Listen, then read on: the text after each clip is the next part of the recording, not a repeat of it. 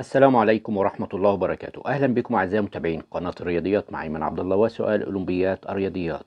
أوجد قيمة A و B و C إذا كان معنا هنا شرطة كسر موجود فوق في البسط 5x زائد 7، موجود في المقام x تكعيب زائد 2x ناقص 2 بتساوي A على x ناقص 1 زائد B على x زائد 1 زائد C على x زائد 2. المطلوب إيجاد قيمة A و B و C. طبعا يمكنك تثبيت الفيديو ومحاولة إيجاد الحل بنفسك. على بركة الله نبدأ مع بعض عرض الفكرة وعرض الطريقة، لكن رجاء اللي بيشوفنا لأول مرة يشترك في القناة ويفعل زر الجرس ليصله كل جديد، والباحث على أسئلة أولمبيات الرياضيات يجدها في قائمة التشغيل في قائمة بعنوان أولمبيات الرياضيات. نبدأ الفكرة والطريقة.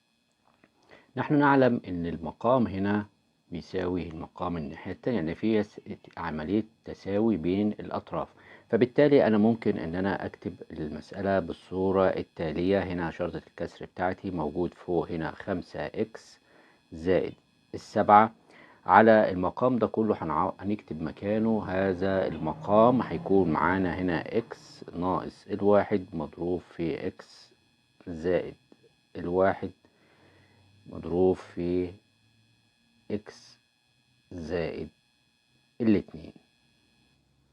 هنا بيساوي ال A على x ناقص الواحد زائد ال B على x زائد الواحد زائد ال C على x زائد الاتنين. وكل ده هنا هيكون نركز مع بعض كده، نضرب في كام في هنا الأقواس دي كلها تاني نضربهم فيها عشان نتخلص طبعا من المقام اللي موجود هنا. هنضرب في هنا الإكس ناقص الواحد مضروبة في الإكس زائد الواحد، في هنا كمان الإكس زائد إيه الاتنين. فبالتالي هنا لما نيجي هنضرب كل ده هنا، وهنضرب أيضا هنا، وهنضرب هنا، وهنضرب إيه، هنقوم بعملية إيه الضرب هنا. طب إزاي؟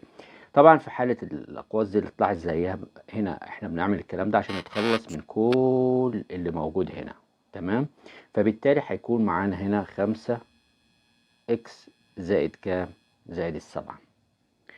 طيب 5x زائد السبعة موجودة معانا بتساوي هنا، خلي بالك بقى من الخطوة اللي جاية دي.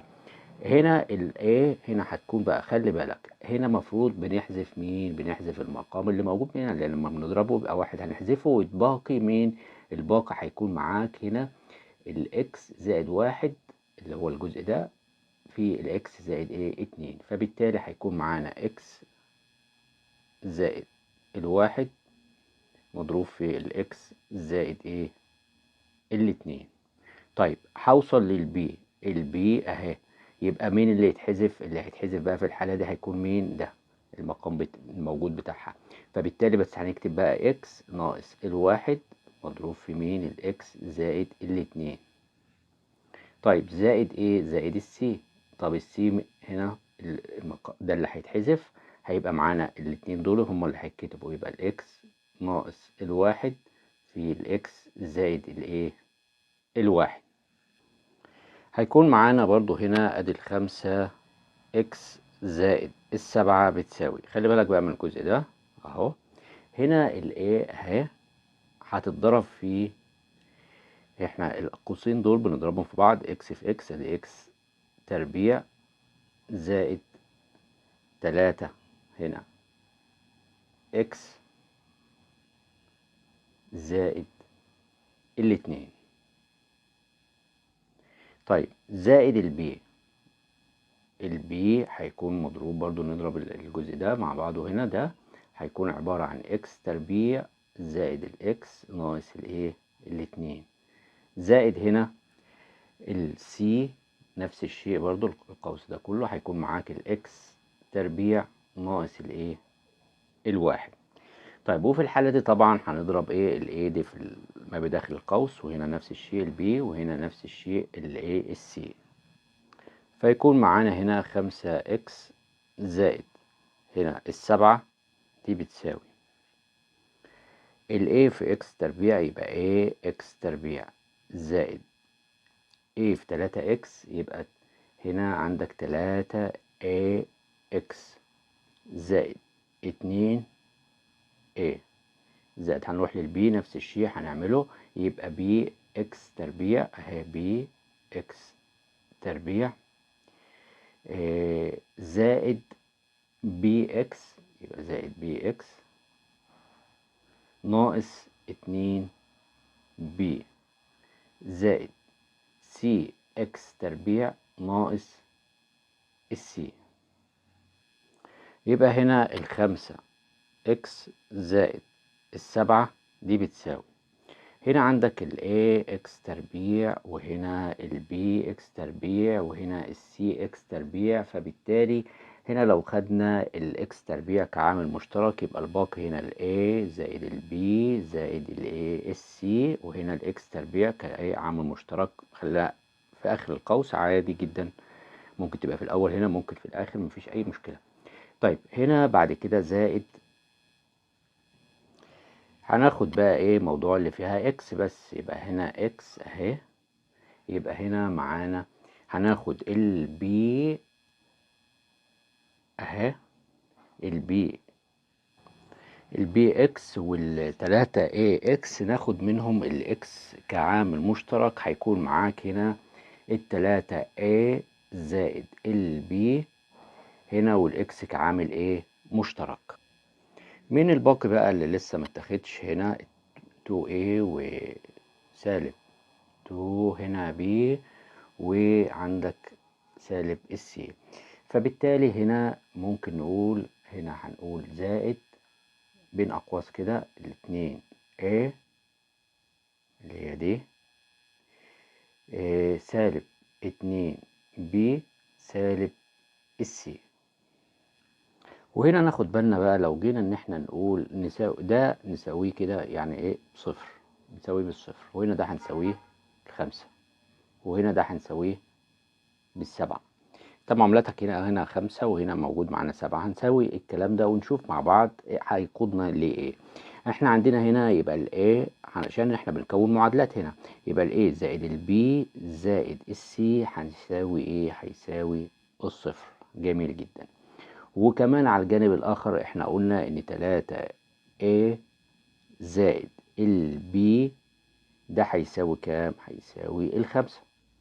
وكمان قلنا ان 2A ناقص 2B ناقص السي بيساوي هنا السبعة. طيب هناخد المعادلة دي اهي اللي هي A زائد B زائد السي بتساوي الصفر، وناخد معاها المعادلة اللي هي التالتة دي اللي هي كانت عبارة عن 2 A ناقص 2B ناقص السي بتساوي السبعة. وتعالى لما نعمل عملية ايه جمع بينهم، يبقى المعادلة الأولى والتالتة دول هنجمعهم، يبقى هنا 3 A وهنا تبقى سالب B بتساوي كام؟ بتساوي السبعة. والمعادلة دي هنبتدي ان احنا ايه، طبعا دي المعادلة دي هنخلي دي المعادلة دي رقم 1 عشان هنحتاج ايه ارقامهم عشان هنشتغل بهم، والمعادلة دي هنخليها رقم كام؟ رقم 2 عشان هنحتاجهم جدا المعادلتين الموجودين معانا دول. طيب وهنعمل ايه تاني؟ هناخد بقى في المعادلة دي لسه ما اتعاملناش معاها، فهنبتدي ان احنا نجيبها هنا وهنعمل برضو هي عملية جمع. يبقى هنا 3 ايه اهي 3 ايه نكتبها الاول زائد البي بيتساوي كام؟ بتساوي الخمسة. وتعالى لما نجمع كده مع بعض يبقى هنا 6 ايه بتساوي ال 12، لان دول هيروحوا مع بعض بتساوي ال 12. طب هنا اقدر اجيب منها قيمه الايه؟ تمام. لما اجي اقسم على المعامل هنا بقسم على 6 للطرفين، يبقى بالتالي هحصل على قيمه الايه بتساوي كام؟ بتساوي هنا 2. يبقى قدرت اوصل ان قيمه الايه بتساوي 2. ادي اول حاجه قدرنا ان احنا نوصل لها. طيب بعد كده المعادلة رقم 2 اللي هي دي هنبتدي ان احنا نعوض عن المعادلة رقم 2 اللي كانت بتقول لي هنا 3A ناقص البي بتساوي السبعة. هتعوض عن قيمة ال A اللي هي باتنين، يبقى 3 مضروبة في 2 ناقص البي بتساوي السبعة. يعني هنا الستة ناقص البي بتساوي السبعة. منها أقدر أجيب قيمة البي بتساوي كام؟ قيمة البي بتساوي سالب واحد. يبقى قدرنا نحصل على البي. طيب عايزين برضو هنا نجيب قيمة ايه؟ المعادلة رقم واحد. المعادلة رقم واحد فين؟ اهي المعادلة رقم واحد كانت بتقول لي A زائد B زائد C بتساوي صفر. يبقى هنا A زائد B زائد السي بتساوي الصفر. طب عندك قيمة ال A احنا جبناها باتنين اهي، اتنين زائد ال B اللي هي سالب واحد زائد السي بتساوي هنا الصفر. فبالتالي هنا هنبتدي مع التعويض هنحصل على قيمة السي أيضا هتساوي سالب إيه؟ سالب واحد. يعني إذا هنا ال A مكانها هنكتب اتنين، وهنا سالب واحد، وهنا سالب واحد. شكرا لكم والسلام عليكم ورحمة الله وبركاته.